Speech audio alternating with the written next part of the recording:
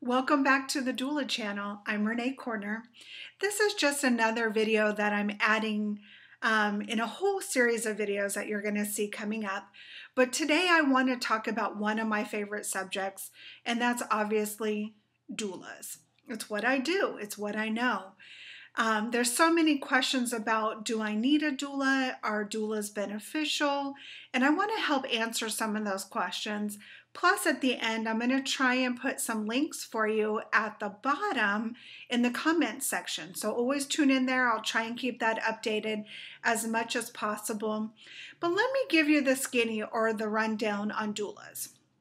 Historically, the word doula is a Greek word meaning woman servant. For many years, women have attended other women in childbirth. Obviously, in this day and age, that has transformed a little bit more. We do have male doulas. We even have male midwives that are attending births as well. So let's just say, encompassing it all, it's woman servant. We serve women. And if you want to break that down a little bit more, what we doulas do is provide physical, emotional, and informational support only. We're not doing any of the medical stuff. We are an expansion of your birth team. You may choose to have your care provider as an OBGYN. Maybe it's your family doctor who catches babies as well, or you are being attended by a midwife. The doula is going to come in and we're going to provide that physical, emotional, and informational support throughout pregnancy. So as soon as you decide on a doula, she's going to meet with you a couple of times prior to your estimated due date. Our job is to find out what's important to you for your birth. A doula doesn't come in with preconceived notions how you birth your baby. We want to hear what's most important to you so that we can be the keeper of that safe space. So we want to learn, do you want interventions if they're not medically necessary? If not, what are those interventions that you want to avoid? And what are the ones that you are okay with? And then throughout that process, we can educate you, provide you with additional links so that you can do your research and let us know what's most important to you. So in the moment, we're going to help you find that voice. If it's something that you didn't want, we're just going to try and gently remind you of that. Or if there becomes a medical reason that may change, we're going to be there to support you in that as well. And so I've taken some notes because I don't want to miss anything. You can read pretty much anywhere that statistically having a doula present has been known to shorten the length of birth. And a lot of people will ask me why that is. Well, typically we have you up and moving, and we're going to make sure that baby gets into a good position. And during that time, we're also making you feel safe so that you can allow the process to continue as it needs to. They also say statistically by having a doula present, you will avoid unnecessary interventions. And this is completely different from an intervention that becomes medically necessary. And when I break some of these down, I'm going to do additional pages or channels on interventions in doulas, partners in doulas, epidurals and doulas. I'm just going to keep breaking it down for you guys so that it's simple to find. You can click on the one that you need. Also, by having a doula present, a lot of families have had greater breastfeeding success. So if you're planning to breastfeed, you certainly want that to get off to a really good start. And the doula will be there to make sure that you get that proper latch. She prepares you for what to expect over the next 48 hours and when your milk comes in. Statistically as well, doulas have been known to decrease the chance of postpartum mood disorders. And we'll talk a little bit more about that when we get into it as well. You have an increased chance of having a vaginal birth if that's your choice. Greater birth and postpartum memories. I've talked to 90-year-old women who can still remember very vivid details about their birth. They may not remember how far dilated they were when they showed up at the hospital or when the midwife came over, but they certainly remember how they felt and how they were treated during that process. So I love to hear those incredible stories. Obviously, doulas come in and they can present options, not opinions. And I think that is so key. I'm often asked from my clients, well, what would you do? Obviously, having done this for almost 15 years, I may be in a different place with the birth choices that I would make than my clients who are just learning about some of these things. So I never want to give them my opinions or come into the birth with an agenda. But what I do want to let them know is that they have options. And I'm going to present them with those options in hopes that they'll go out and continue to do the research. And then I feel very strongly about supporting them in whatever they decide. And that, again, goes back to the memories that these families will have about how they felt and if they were supported throughout that process. So I want to go back to some of the facts that I have written down. These are some of the things that I've experienced along the way. I'm often asked, do doulas provide medical advice or do we do anything medical? And the answer to that is very simple. No. We're not doing vaginal exams. We're not listening for fetal heart tones. We are not plugging or unplugging doulas from monitors or giving medical advice. We're always encouraging the clients to discuss it with their care provider, that they have good information, they have good questions to ask so that they can truly make an informed decision. So that's one of the big questions that I'm often asked. And another thing that I hear is about doulas saving women from birth. And that goes back to doulas not having an agenda. What I think is important here is that every woman has their own personal journey when it comes to birth. And our job is not to try and save them, but to support them and love them and encourage them throughout this entire process. And let them know that they are important. And they also need to feel safe as they process and travel this journey of birth. I'm also asked, do I still need a doula if I'm going to have an epidural or a scheduled C-section? And the answer to that is also no, you don't need a doula. But certainly you should consider having one. Oftentimes, families want to go as long as they can without an epidural. So you certainly want the doula there to help you navigate through birth during that time. Oftentimes, families really want to try to avoid a C-section. So we want to make sure that labor's in a good pattern, that baby's in a good position, that baby's nice and low, maybe before deciding to get the epidural. And then obviously, even with an epidural, there's still that pushing phase. And a lot of families need extra support, physical support during that time. So we can be there for that as well. During the C-sections, for a lot of moms, there's additional fears associated with that. So certainly the doula wants to help them develop a birth preference prior to a surgical birth, be there when the family checks in for their birth, help them just with the reassurance and the safetiness and the love that they need prior to going into surgery. And if we can, we're always going to try and join the family in the operating room as well. In some of my local hospitals, it's not uncommon for me to go in the operation. If they're still taking babies to the nursery, then the partner will go with baby to the nursery and I'll remain in the operating room with mom and then help get her into recovery and then go find the partner and really help them implement getting baby back to mom right away. So definitely we want to do that as well as help mom initiate breastfeeding after a surgical birth as well. Do we make decisions for you in birth? And I think this is something that I really love talking with the care providers about. I've often been stopped by nurses at 2 o'clock in the morning when I'm leaving a birth and the body language is very clear. And they're like, well, why doesn't this client want this intervention? And it took me a moment to realize she was assuming the doula had told them not to have vitamin K or eye ointment or something like that when it came to the baby's care. And it was really a great opportunity for me to educate the care providers on what doulas really do. And I said, oh, are you assuming that I had told them not to do this? And she's like, well, yes. And I said, thank you so much for being honest about that. I said, in fact, what we've done is we've had a conversation prior to this day.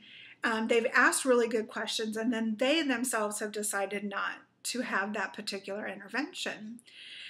So there's a lot of things that doulas do and we don't do in accordance with our scope of practice and code of conduct. For those that are certified, we are held to very high standards with our certifying agency, and we need to act accordingly. And what that says is we don't make decisions for our clients. But certainly in the moment, we can bring awareness to it, hopefully give the client the encouragement or the inner strength to express what she had expressed to us when she wasn't in labor, so that she can share that with her care provider who may be asking whether or not she wants that. So certainly we can advocate for them in that sense. Let me just look at my notes again. So the benefits of the doula, this is one of the things that I love. I don't really love to talk about the statistics because that's out there. You can find that information anywhere.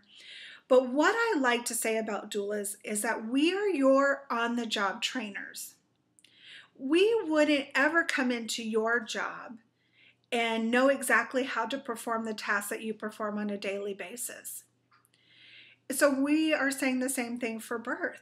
Birth is what we know. We are professionals. We have spent countless hours and years training for our profession, reading, staying current with the information so that we can bring that to you. So in the moment, we can say statistically, good information about what's being discussed at the time. So we're bedside, we're there, we're working for you, and we are your on-the-job trainer.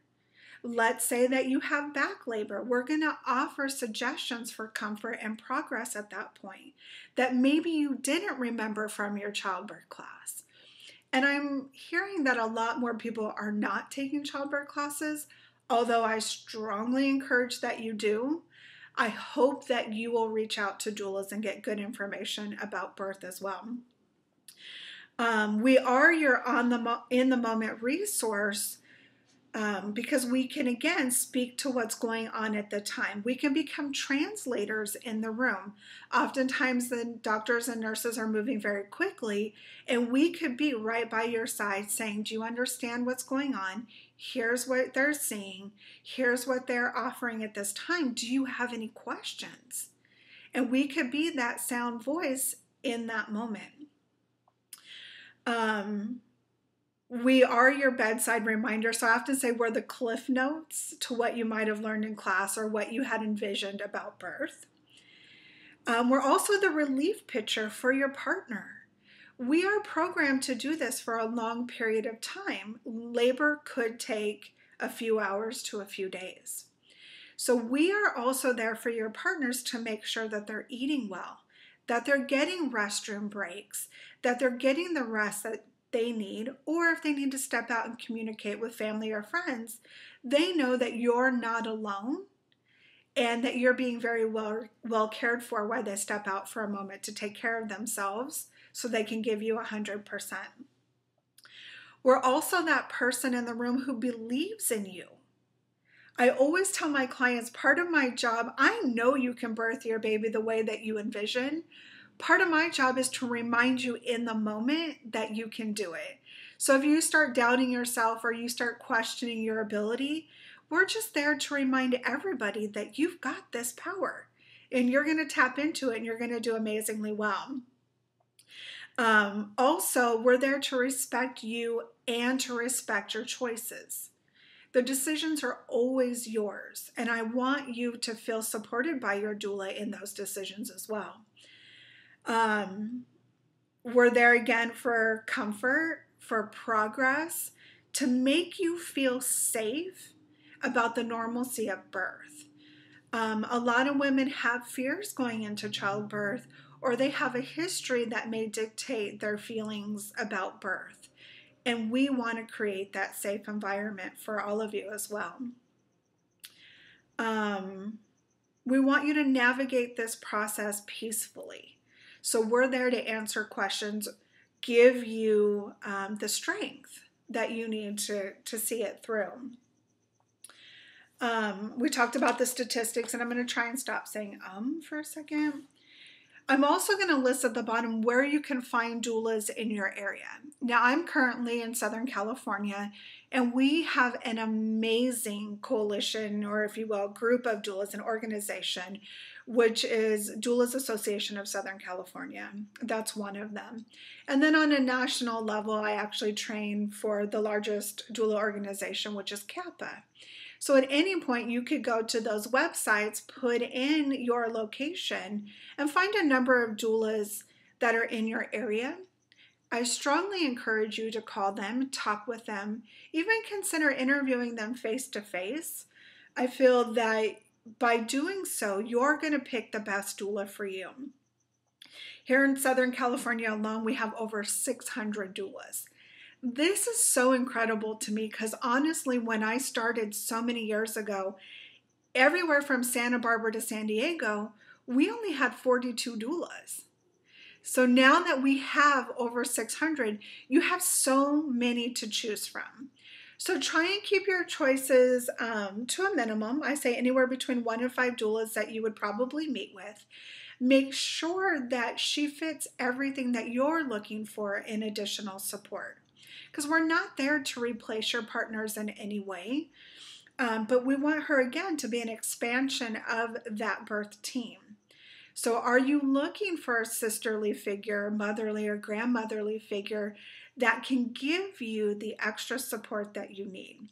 Are you looking for somebody who's certified or not certified? Are you looking for somebody who has experience? Or is it someone you just connect with? The moment you sit down with them, you just feel warm, you feel safe, and it's someone you can envision being present as you birth your baby.